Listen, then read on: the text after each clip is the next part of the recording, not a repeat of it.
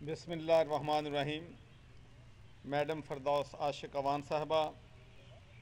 Doctor Akhtar Malik sahab minister for energy, Raja Najabat Hussain sahab chairman JKSDMI, mister Abrarul Haq sahab chairman Red Crescent Pakistan, mister Shaukat Basra sahab XMPA, Mrs कमल हयात साहबा, Musarrat Cheema MPA, राजा मज़र साहब, Mahendra Pal Singh MPA, mister Robinson, मुफ्ती अब्दुल कवी साहब, Robinson अजीम Francis, doctor Munawwar चांद और मेरे नहायत ही काबिल एहतराम मीडिया के दोस्तों और यूथ पार्लियामेंट के नौजवानों, अस्सलाम वालेकुम। सबसे पहले तो मैं यूथ पार्लियामेंट को, राजा नजाबत साहब को और तमाम आज की इवेंट के ऑर्गेनाइज़र को अप्रिशिएट भी करता हूँ, मुबारकबाद भी देता हूँ कि हम अपने कश्मीरी भाइयों का इशू जो है वो हर प्लेटफॉर्म पे उठा रहे हैं। और मैं ख़ास कर चूँकि राजा नजाबत साहब यहाँ पर मौजूद हैं, मैं आपको बताना चाहता हूँ कि जब 1997 में मैं मेंबर ऑफ़ पार्लियामेंट बना था तो जो सबसे पहले कश्मीर का डेलीगेशन कश्मीर की काज के लिए मुझे पार्लियामेंट हाउस में आके मिला था, उसकी सरबराही राजा नजाबत साहब कर रहे। और पिछले 23 सालों में मैंने देखा है कि उन्होंने कश्मीर का इशू जो है हर प्लेटफॉर्म पे इन्होंने उठाया। एक बात, चूँकि is time for action now, हम सबको मालूम है कि कश्मीर में क्या जुल्म हो रहा है, बर्बरियत हो रही है, किस तरीके से हमारी माओं बहनों बेटियों की इस्मत दरी हो रही है, किस तरीके से बच्चों को उनके वालदैन के सामने कत्ल किया जा रहा है, वालदैन को बच्चों के सामने कत्ल किया जा रहा है। और उसके बाद हमें ये भी मालूम है कि भारत में रहने वाले मुसलमानों के साथ,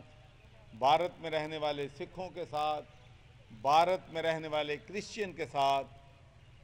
हिंदू फनाटिक जो है किस किस्म का वहशियाना सलूक कर रहा है।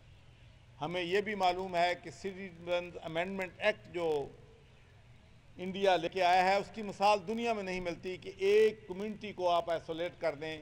एक कम्युनिटी के ख़िलाफ़ आप डिस्क्रिमिनेशन करें। तो हम सब जानते हैं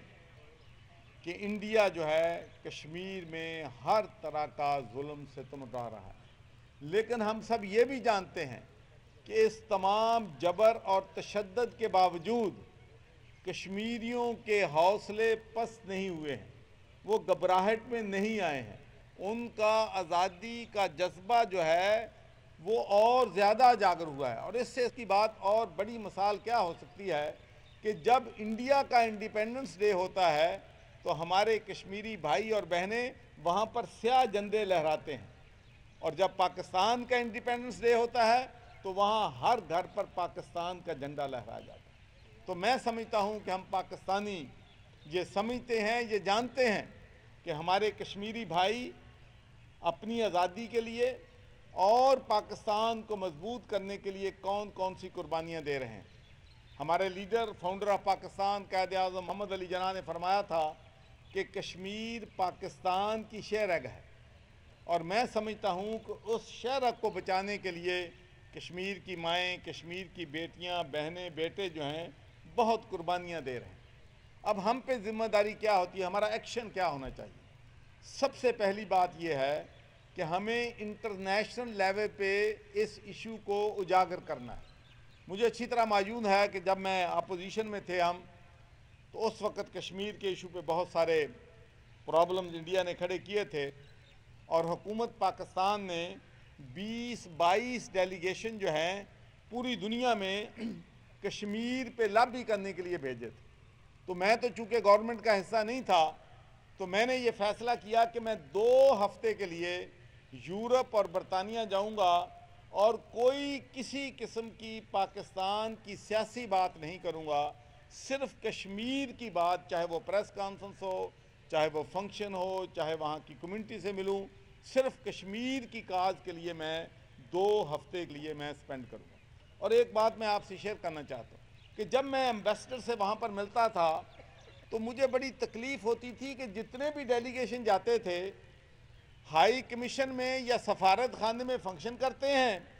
पाकिस्तानी कम्युनिटी को बुलाते हैं, खाना खाते हैं, तकरीर करते हैं, वापस आ जाते हैं। भाई ऐसे काम नहीं चलना। हमारे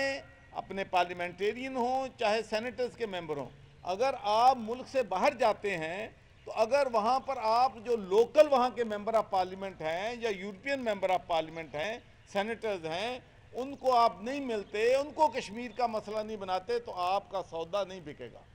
तो इसलिए मैं समझता हूँ कि ये बहुत ही ज़रूरी है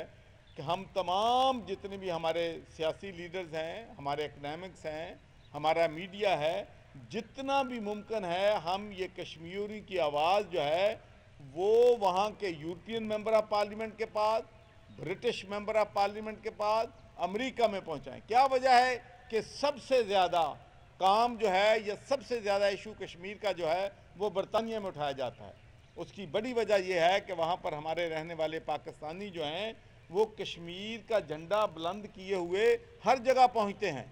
वो मेंबर्स ऑफ पार्लियामेंट की सर्जरी में जाते हैं, वो ब्रिटिश पार्लियामेंट के अंदर जाते हैं, वहाँ पर लॉबी करते हैं कि कश्मीर में हमारे भाइयों पे बहनों पे जुल्म हो रहा है और उसकी रोकथाम के लिए हमें इंडिया की मजम्मत करनी चाहिए। और मैं आपसे एक बात और शेयर करना चाहता हूँ, शायद आपको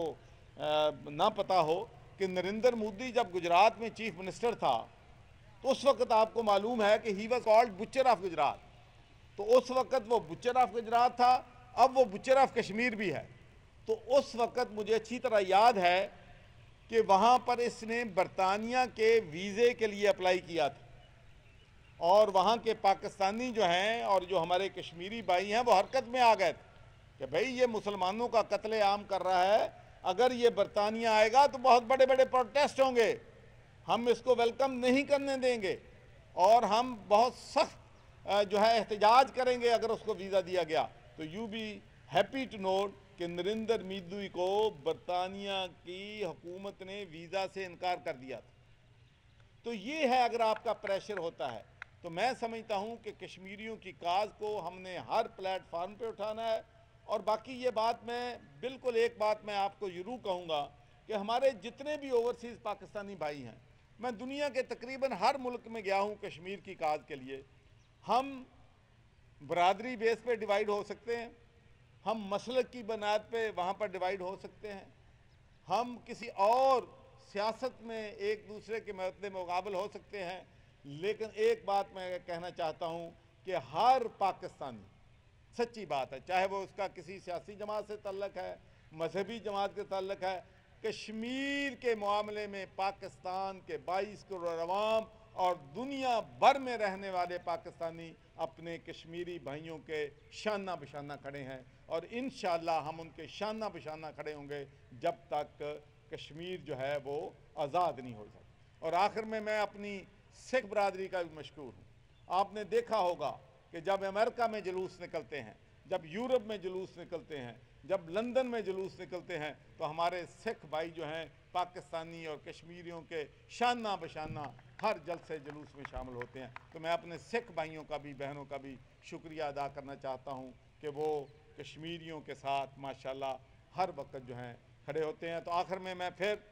तमाम जो हमारे टॉप टेबल गेस्ट हैं उनका भी मशकूर हूँ, मीडिया का भी मशकूर हूँ, यूथ पार्लियामेंट का भी मशकूर हूँ। बातें तो और भी बहुत करनी चाहता था लेकिन टाइम मेरे ख्याल में बहुत ज़्यादा हो गया है। मेरी अल्लाह ताला से दुआ है कि अल्लाह ताला हमारे कश्मीरी भाइयों को ताकत दे, हमें ताकत दे, ताकि हम कश्मीर को आज़ाद करवा सकें। और आखिरी बात,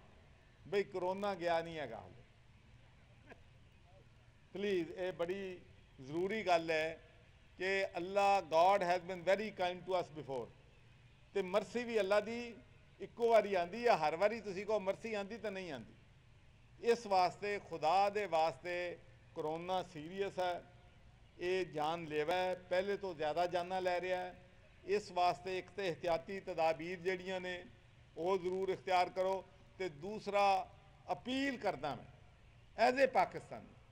कि लोगों की जानें जो हैं लोगों की ज़िंदगियां जो हैं वो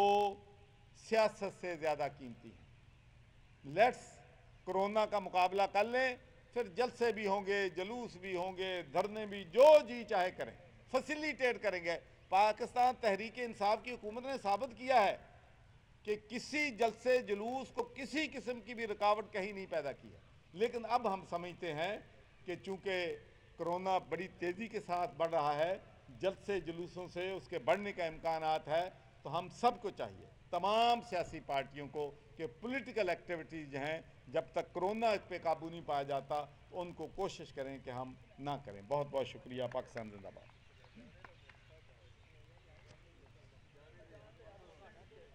शुक्रिया जी। आप